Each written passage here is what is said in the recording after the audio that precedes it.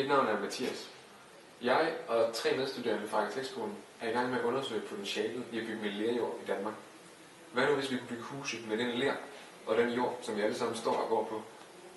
Vi mennesker, vi har i hele verden i tusindvis af år bygget med jord og ler. Men da industrialiseringen den indtraf, der blev det her fundamentale materiale langsomt udfaset i den hele vestlige del af verden.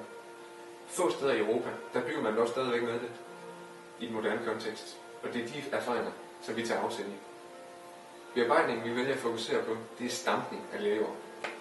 Det er en metode, hvor man komprimerer den her moræneler, som ligger lige under den øverste meter muljord.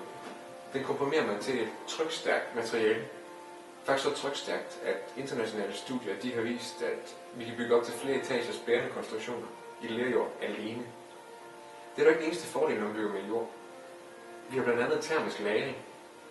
Når man bygger en væg i lerjord, så har man så stor en masse, at den gennem dagen kan oplære solenergi og langsomt over natten frigive. Vi har også akustiske egenskaber, store kvaliteter. I kraft af materialets masse og også den ro overflade, som man opnår i en lerjord, så kan vi udligne akustiske svingninger.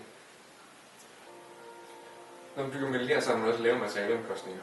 Det er et materiale, vi finder og graver ud direkte under vores fødder. Og ofte er det faktisk et materiale, som alligevel skal bortskaffes fra andre byggepladser. Desuden har vi et meget lavt energiforbrug i produktionen. Vi bruger kun 1% af energiomkostningerne sammenlignet med brænding af teglsten. Det største potentiale, vi dog ser ved lerjord som byggemateriale, det er regulering af indeklima.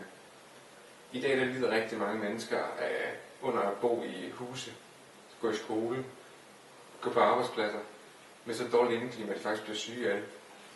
Leren i lerjord kan dog virke som en fugtbuffer. På den måde kan man absorbere og afgive fugt over dagen. Og på den måde kan man afhjælpe det store behov, vi har i dag, for at skifte vores luft i vores huse gennem mekaniske varmepumper og store ventilationssystemer. Det grønne i vores idé er altså, at vi har et materiale, stampet lerjord, der både i produktion og i anvendelse kræver et minimum af energi. Det giver et naturligt materiale, der kan aflaste vores energikrævende driftsinstallationer i vores moderne byggerier. Vores målsætning det er at kunne etablere en produktionsvirksomhed, der arbejder med at udvikle og introducere stampet lerjord som byggemateriale i en dansk kontekst. Hvis vi modtager mikrolegatet, så skal pengene gå til at foretage undersøgelser i samarbejde med Teknologisk Institut, så vi kan skabe den fornødne dokumentation for at implementere lerjord i dansk byggeri.